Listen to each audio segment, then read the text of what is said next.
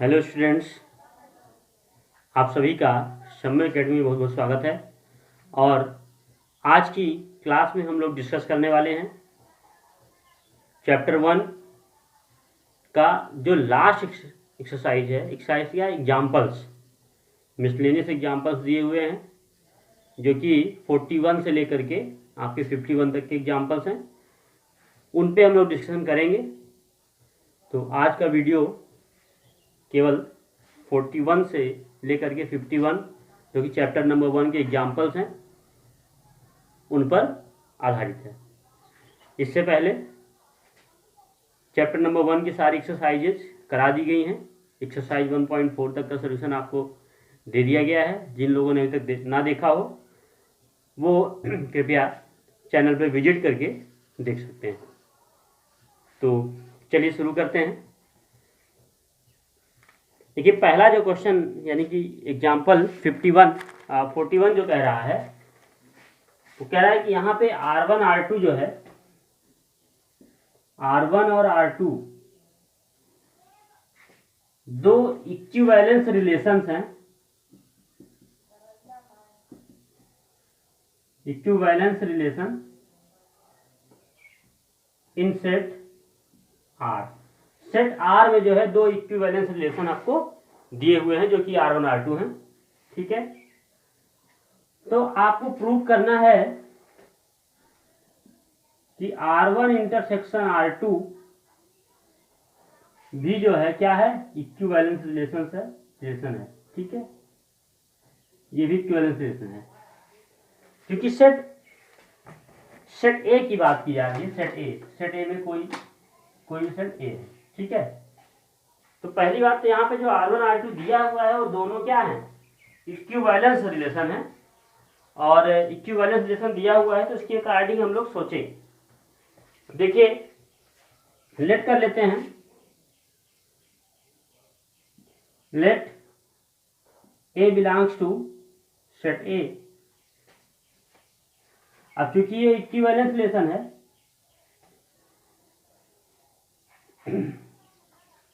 भाई R1 व R2 क्या होंगे, स्वतुल्य होंगे। स्वतुल्य भी है ना। इसका मतलब क्या है कि ए कामा ए बिलोंग्स टू R1। अब चूंकि R2 भी स्वतुल्य है इसलिए ए कामा ए आल्सो बिलोंग्स टू R2।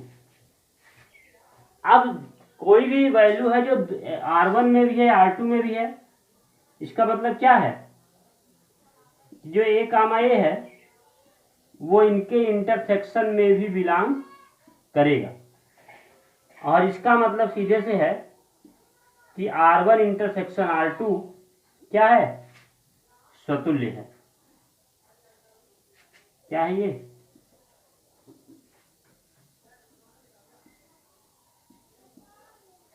स्वतुल्य है। ठीक है,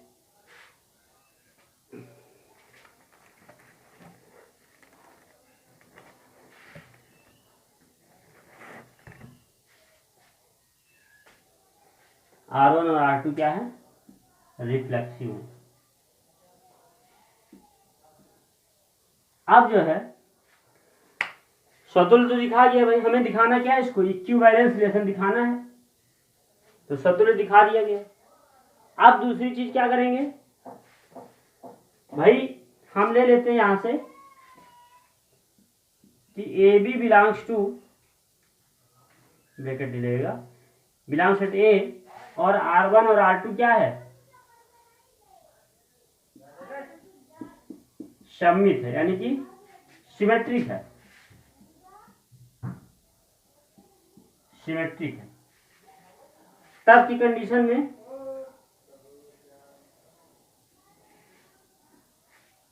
अगर हमारे पास, देखिए ए कामा बी बिलोंग्स टू R1,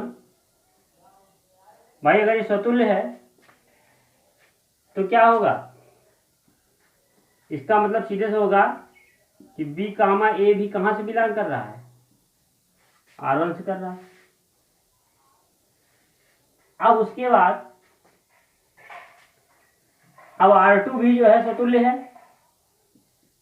इसका मतलब A comma B belongs to R2, तो B कामा A भी क्या करेगा, belongs to R2।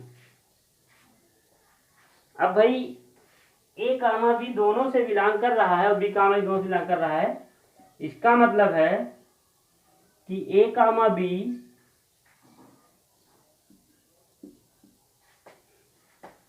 belongs to R1 intersection R2 and hence B comma A is also belongs to R1 intersection R2। और इसका मतलब सीधे से ये हो जाएगा कि R1 इंटरसेक्शन R2 जो है क्या हो जाएगा, सिमेट्रिक। क्या है ये, सिमेट्रिक है। अब इसके बाद अगर बात करनी हो इसके ट्रांजिटिविटी की, यानी कि संक्रामकता की बात करनी हो कि संक्रामक है कि नहीं, तो उसके लिए आपको मालूम है कि हमारे पास 3 एलिमेंट्स होंगे जो कि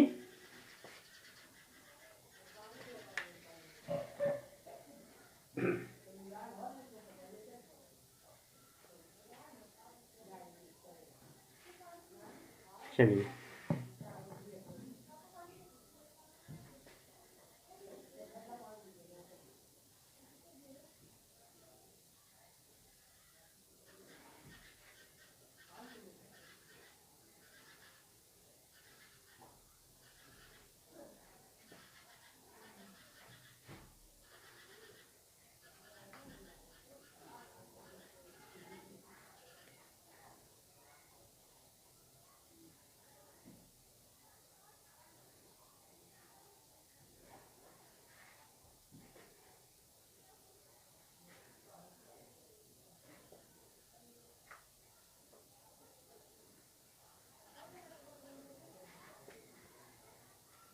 चलिए यहाँ पे हम लोग थोड़ा सा एक काम ये भी कर सकते हैं कि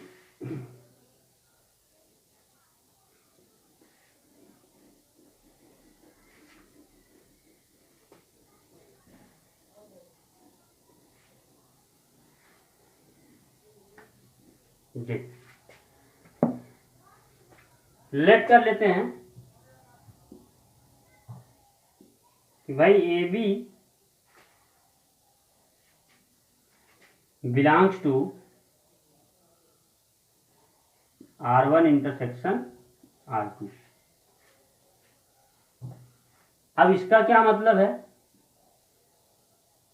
कि A B belongs to R1 और जो ए बी है वो बिलोंग्स टू R2। अब क्योंकि R1 R2 क्या है, R1 और R2 जो है आपके सिमेट्रिक हैं, तब इसका मतलब सीधे हो जाएगा कि B comma A is also belongs to R1 और B comma A is also belongs to R2। क्यों, since R1 and R2 are symmetric. अब यहां से ये मान चल गया कि B comma A belongs to R1 intersection R2। इसका मतलब सीधे हो जाएगा कि हेंस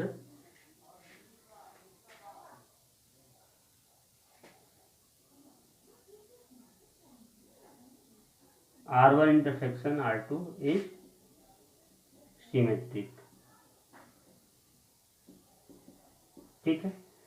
अब इसके बाद इसका जो नेक्स्ट टॉपिक इसमें है, भाई 2 चीजें हम लोगों ने प्रूव कर दी हैं। अब थर्ड जो प्रूव करना है वो ये है कि अब हम यहाँ पर हम लोगों ने इसको जो है रिफ्लेक्सिव और सिमेट्रिक दोनों चीज दिखा दिया है, ट्रांजिटिव दिखाना है। तो ट्रांजिटिव के लिए हम लोग क्या करेंगे भाई, let A comma B belongs to R1 intersection R2। और इसका मतलब क्या है इसका मतलब सीधे ये है कि ए कामा बी बिलोंग्स टू R1 और ए कामा बी बिलोंग्स टू R2, और इसके बाद बी कामा सी भी belongs to R1 intersection R2। इसका मतलब है कि B comma C belongs to R1 और B comma C belongs to R2। अब यहां से देखिए कि भाई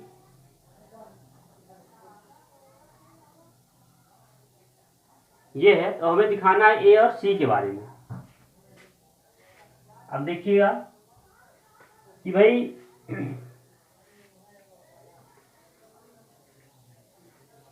ए किससे बिलोंग कर रहा है, ए की बात करेंगे, R1 से कर रहा है और R2 से कर रहा है।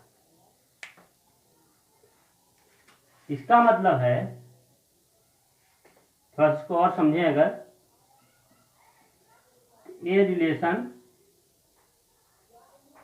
ए R1B और ए R2B, बी R1C, देखिए ए का रिलेशन बी से है और बी का रिलेशन सी से है, ठीक है। तो इन दोनों से, अगर इन दोनों से हम लोग, क्योंकि R1 क्या है, ट्रांजिटिव है, अब R1 ट्रांजिटिव है तो A B belongs to R1 और B C belongs to R1 है, तो इससे रिजल्ट क्या निकलेगा कि ए सी भी बिलोंग्स टू R1 होगा। अब यहां से देखा जाए कि भाई A B belongs to R2 है और B C belongs to R2 है, तो अब R2 ट्रांजिटिव है, इसका मतलब है कि ए सी भी क्या होगा, बिलोंग्स टू R2 होगा। और यहां से कंफर्म हो जाएगा कि ए सी जो है बिलोंग करेगा R1 इंटरसेक्शन R2 से। और यही बात हमें प्रूव करने के लिए पर्याप्त है कि जो कह सकते हैं कि R1 intersection R2 is transitive. और अगर ये ट्रांजिटिव हो चुका है तो इसका मतलब है hence R1 intersection R2 is equivalence relation, is an equivalence relation, ठीक है। ये चीजें हो जाएंगी। देखिए बहुत स्पष्ट समझ लीजिए, क्वेश्चन दिए हुए हैं भाई, सब क्वेश्चन इंपॉर्टेंट क्वेश्चन है, जो आपके मिसलेनियस एग्जाम्पल्स हैं वो भी क्वेश्चन आपके लिए एग्जाम पॉइंट ऑफ व्यू से, बोर्ड एग्जाम के हिसाब से और आपके आगे की तैयारियों के लिए बहुत ज़्यादा ही इंपॉर्टेंट क्वेश्चंस ये दिए हुए हैं, ठीक है। तो क्वेश्चन देखिए कह रहा था कि भाई R1 R2 सेट ए पे जो है इक्विवेलेंस रिलेशन है, और हमें प्रूव करना था कि R1 इंटरसेक्शन R2 भी जो है इक्विवेलेंस रिलेशन होगा। तो सबसे पहले अगर हम लोग लेते हैं भाई R1 R2 अगर जो है रिफ्लेक्सिव है, स्वतुल्य है, तो ए कामा ए बिलोंग्स टू R1 और ए कामा ए बिलोंग्स टू R2, ठीक है। तो वहां से इसका सोल्यूशन क्लियर हो रहा है। चलिए हम लोग आगे देखते हैं, नेक्स्ट क्वेश्चन एग्जाम्पल 42 देखेंगे।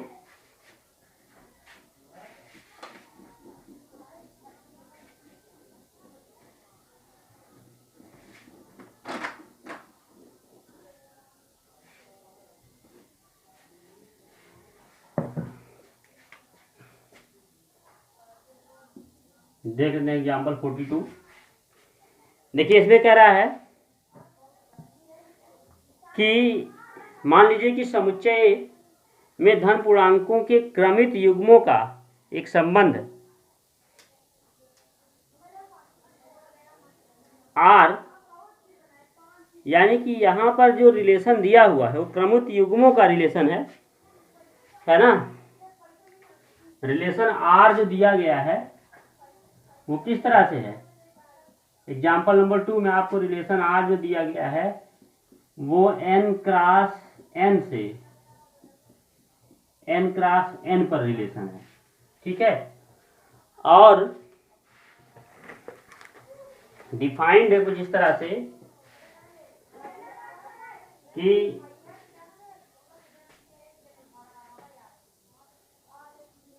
X y relation u v, x y relation u v. और ये कुछ इस तरह से रिलेटेड है। इसका मतलब है रिलेशन इस तरह से है कि इनका जो आउटर एलिमेंट्स हैं, यानी कि एक्स और वी, इनका मल्टीप्लाई बराबर है इनर एलिमेंट्स के मल्टीप्लाई के, यानी कि वाई यू। तो मेन ये चीज ये आपको गिवन है। अब आपको सिद्ध करना है, प्रूव करना है कि आर जो है एक इक्विवेलेंस रिलेशन है। आर क्या है? इक्विवेलेंस रिलेशन है। ये आपको प्रूव करना है। तो सबसे पहले हम लोग रिफ्लेक्सिव दिखाते हैं और ले लेते हैं लेट एक्स वाई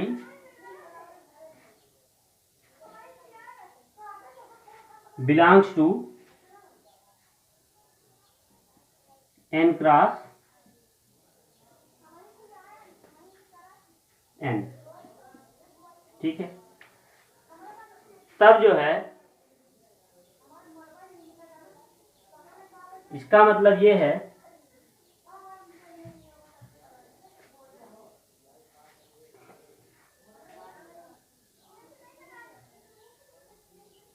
देखिए, अगर ये n से बिलोंग, n क्रॉस n से बिलोंग कर रहा है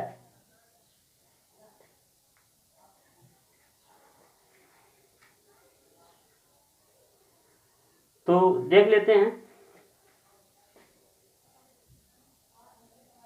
कि x y relation x y, यानी कि इनर का आउटर से multiply x y equals to y x, या कह सकते हैं कि x y equals to x y, ये इक्वल है। और ये चीज हम लोग यहां पर दिखा पा रहे हैं, है ना। इसका मतलब सीधे से है कि hence R is reflexive, R is reflexive, R क्या है? स्वतुल्य है। ठीक है, अब रिफ्लेक्सिव के बाद दूसरी चीज जो यहां पे दिखानी है वो ये है कि अब हम एक सेट यहां पे ले लेंगे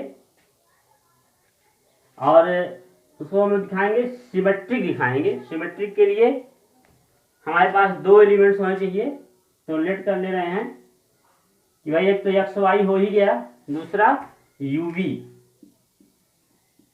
UV belongs to n cross n। तो आपको मालूम है कि भाई पहले हम क्या करते हैं कि एक्स वाई अगर हम जैसे सिमेट्रिक दिखाते हैं तो A B related to R, तो B A related to R दिखाते हैं। तो यहां पे हम लोग ले चलेंगे सबसे पहले कि x y relation u v, x y relation u v. और इसका मतलब क्या है? इसका मतलब है कि x v equals two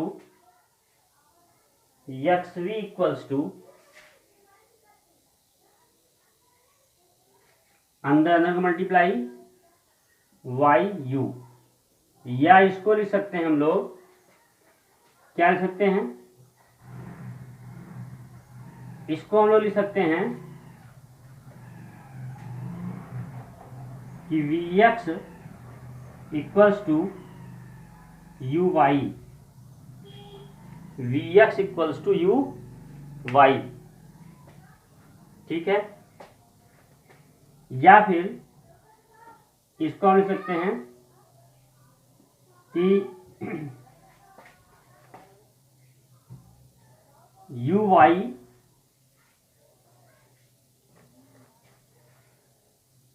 equals to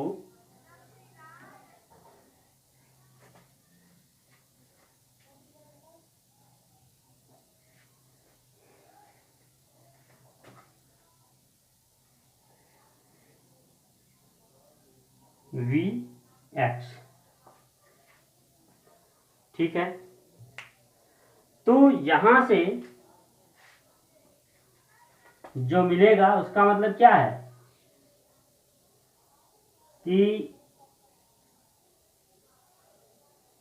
u, देखो क्या होगा, वही बाहर बाहर के एलिमेंट पहले लिखे जाएंगे। यहां पे u लिखा जाएगा और यहाँ पे v। देखिए इसको ध्यान समझिएगा कि जब ये है तो जो लास्ट वाला एलिमेंट है इसका वो यहाँ पे क्या आएगा, पहले आएगा यक्स के साथ, और यहाँ से ये हो जाएगा uv रिलेशन यक्स वाई। ठीक है, uv रिलेशन यक्स वाई। तो इसका विपरीत हम लोग यहाँ पे प्रूव कर पाए हैं। तो जब विपरीत प्रूव कर लिया गया है और इसका मतलब है सीधे सीधे कि hence R is symmetric, R is symmetric. इसका मतलब सीधे है कि R इज सिमेट्रिक। भाई बहुत ध्यान समझिए, भाई हमने ये दो एलिमेंट्स लिए जो n क्रॉस n में हैं।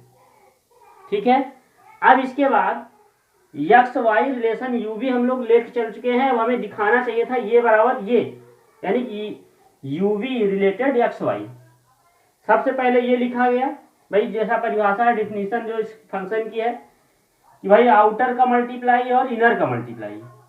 ठीक है, तो अगर ये लिखा है इसका मतलब ये दोनों आउटर एलिमेंट्स हैं और ये अंदर वाले इक्वल्स टू ये दोनों इनर एलिमेंट्स हैं। ठीक है, तो इनको क्या किया गया है, पहले इनका हम लोगों ने क्या किया कि यहां पर स्थान परिवर्तित कर दिया, v का u और v का स्थान इंटरचेंज कर दिया। इसके बाद फिर राइट को लेफ्ट, लेफ्ट को राइट कर दिया, है ना। तो अब देखिए आउटर एलिमेंट्स आउटर में लिख दिए, है ना। ये क्या है, आउटर एलिमेंट्स ये हैं, ये दोनों एलिमेंट्स आउटर हैं तो ये लिख दिया गया, और इनर एलिमेंट्स ये लिख दिए गए सेम उस तरह से। और इस तरह से अगर आप इसको ध्यान से देखें तो अब ये जो relation x y relation u v था अब वो बदल चुका है यूवी रिलेशन एक्स वाई। ठीक है, तो आप इसे समझ गए होंगे। ठीक है, अब हम लोग तीसरी चीज प्रूव करने वाले, क्योंकि हमें इसको इक्विवेलेंस रिलेशन दिखाना है। तो तीसरी चीज हम प्रूव करने वाले हैं और वो क्या है, ट्रांजिटिविटी है। तो उसको भी समझ लेते हैं।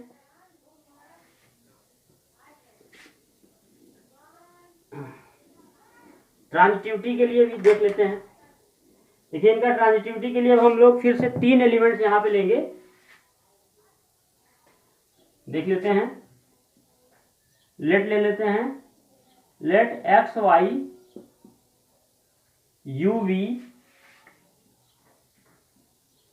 And A B belongs to n cross n। अब यहां पे लेट कर लेंगे भाई x y related to u v, और ये होता है, और इसके अलावा क्या होता है, u v related to A B. और हमें दिखाना है कि अब ये दोनों भी एक दूसरे से क्या है, रिलेटेड है, तभी ये क्या दिख हो जाएगा, ट्रांजिटिव हो जाएगा। तो पहले इसका मतलब समझते हैं। भाई इसका मतलब क्या है, आउटर का मल्टीप्लाई यानी कि x v equals to y u, inner का मल्टीप्लाई। ठीक है,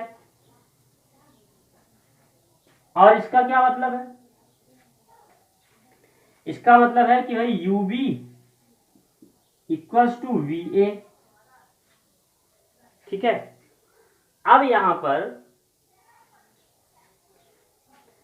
भाई यू और बी का कोई काम नहीं है, एक्स वाई का ही, एक्स वाई और ए बी का ही काम है। तो यहां से थोड़ा इसको और सिंप्लीफाई करें तो u upon B, u upon v कर देते हैं equals to A upon B, यह और इस वाले रिलेशन से हम जो है इस x को यानी y को यहां लाते हैं और ये हो जाएगा u अपान v। तो यहां से जो u अपान v की वैल्यू एक्स वाई हो यहां पे रख देते हैं, है ना, इसको 1 मान लेते हैं। तो यहां पे हो जाएगा x upon y equals to A B. अब इसका भी क्रॉस मल्टीप्लाई कर देते हैं तो ये मिल जाएगा आपको एक्स बी और वाई ए, ठीक है। तो यहां से क्या मान चलेगा भाई, ये इनर एलिमेंट्स है और ये आउटर है, तो यहां से जो बनेगा वो क्या बनेगा भाई, ये आउटर है, ठीक है। तो यक्स यहां पे हो गया और यहां पे बी, आउटर एलिमेंट्स, ठीक है। और इनर एलिमेंट्स y यहां पे और a यहां पे, तो इस तरह से ये आपको मिल जाएगा, यानी कि x y related to A B. और जब ये चीज मिल चुका है तो इसका सीधा सा मतलब क्या है, इसका सीधा सा मतलब ये है कि जो r है वो क्या है, r is transitive, r is transitive. अब r क्या हो चुका है, ट्रांजिटिव हो चुका है, और क्योंकि r रिफ्लेक्सिव भी हो चुका है, सिमेट्री भी हो सकता है, ट्रांजिटिव हो सकता है, हो चुका है, इसलिए r क्या होगा, equivalence, r is an equivalence relation, ठीक है। तो इस तरह से एग्जाम्पल नंबर 42 पर डिस्कशन किया गया, ठीक है। चलिए अब एग्जाम्पल हम लोग देख लेते हैं 43।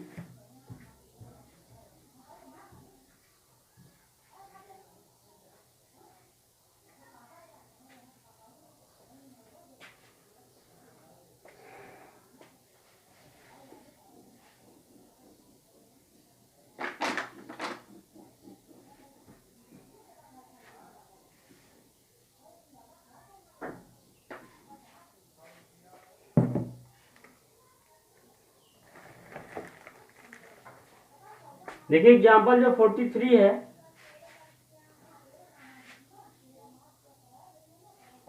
उसमें एक सेट दिया हुआ x,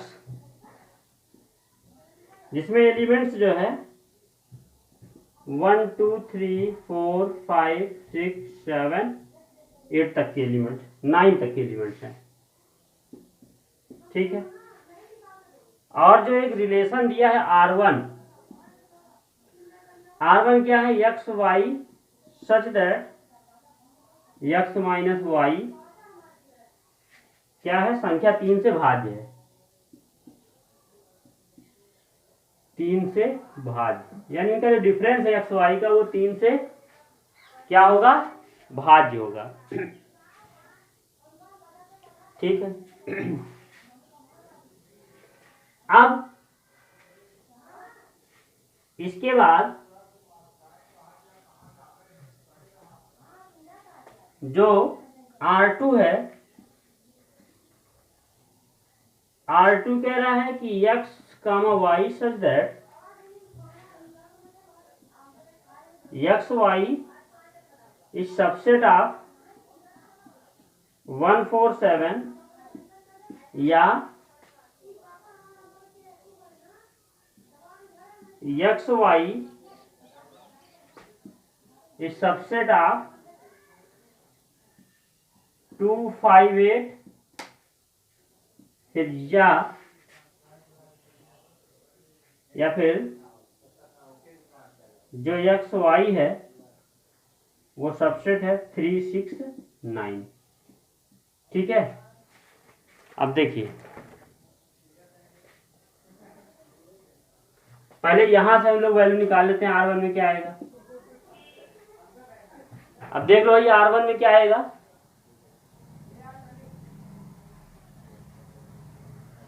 अब इसका सबसेट देखा जाए तो क्या क्या होंगे, देखिए x माइनस वाई देख लेते हैं।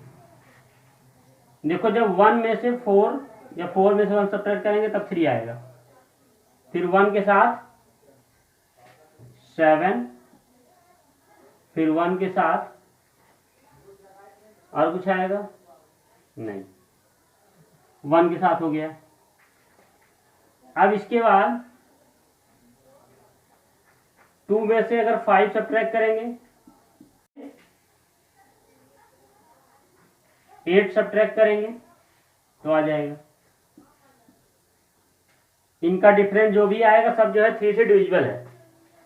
इसके बाद 3 के साथ 6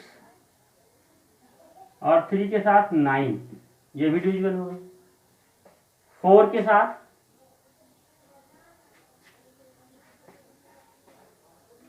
के साथ 7 और फिर 5 के साथ 8 और 6 के साथ 9। ये ऐसे यहां से एलिमेंट्स आपको मिलेंगे ऑर्डर्ड पेयर, जिसका डिफरेंस क्या होगा 3 से डिविजिबल होगा। अब दूसरे वाले से निकाल लेते हैं R2। R2 क्या है, 1 4 7 का सबसेट है, ठीक है, 1 4 7 सबसेट। तो 1 का सबसेट क्या हो सकता है भाई, 1 4 1 7 और 4 7, ये सबसेट हो सकता है। 2 5 8 के सबसेट 2 5 2 8 और 5 8। ध्यान रखेंगे 2 2 अवयव वाला सबसेट लेना है। सबसेट इसके बहुत सारे बनेंगे, एक एलिमेंट का लेके बनेगा, एक 5 का बनेगा, फिर 2 2 का बनेगा, फिर 3 3 का बनेगा, पूरे का बनेगा, है ना। तो वैसे तो इसके कितने सबसेट होंगे, 8 सबसेट होंगे, लेकिन हमको इनके उन्हीं सबसेट को लेना है जो ऑर्डर पेयर बनाते हो, 2 2 का ग्रुप बनाते हो। अब यहां से भी 3 6 3 9 और 6 9 मिला लो भाई, दोनों अवयव सेम है कि नहीं। पहले गिन लो, 1 2 3 4 5 6 7 8 9, 1 2 3 4 5 6 7 8 9 है। और सारे एलिमेंट्स अगर आप मिलाएंगे ना तो कहीं ना कहीं आपको सेम एलिमेंट्स मिलेंगे, ठीक है। तो आपको यहाँ पे यही बताना था कि R1 इक्वल टू R2, वही R1 इक्वल टू R2 है तो एकदम सेम है, ठीक है।